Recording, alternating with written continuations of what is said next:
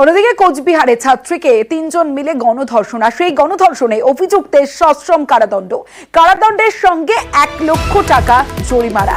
কোচবিহারের ছাত্রীকে গণধর্ষণের ভিডিও করে অভিযুক্তরা। ৩ অভিযুক্তকেই গ্রেফতার করে পুলিশ।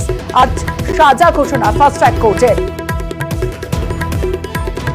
প্রয়োজন সাক্ষী সাক্ষ্য গ্রহণ করার পর তারপরে পরবর্তীকালে এই কেসে সাক্ষীতে সম্পূর্ণরূপে প্রমাণ হয়েছে যে এরা ৩ জন দোষ করেছে এবং সবচেয়ে বড় কথা যাবে একদমই অসহায়, তার সাথে তার পাশবিক অত্যাচার করেছে।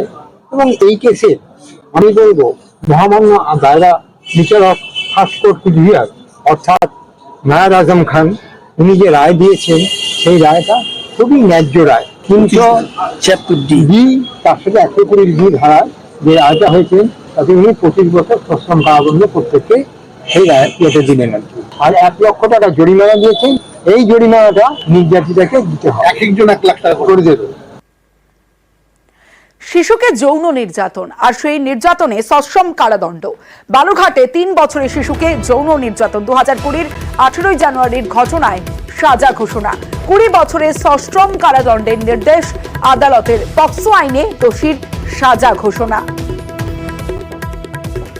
3 বছরের নাবালিকা শিশু বাড়িতে খেলাধুলা করছিল, সেই সময় এই মামলার যে আসামি সে ওই নাবালিকার একা থাকার সুযোগে তাকে ধর্ষণ করে এবং যার ফলে সে বেশ কিছু ইনজুরি সাস্টেন হয় তার। এবং এই মামলাটির বিচার চলছিল learned special court POCSO Saranya Sen Prasad মহাশয়ের ঘরে।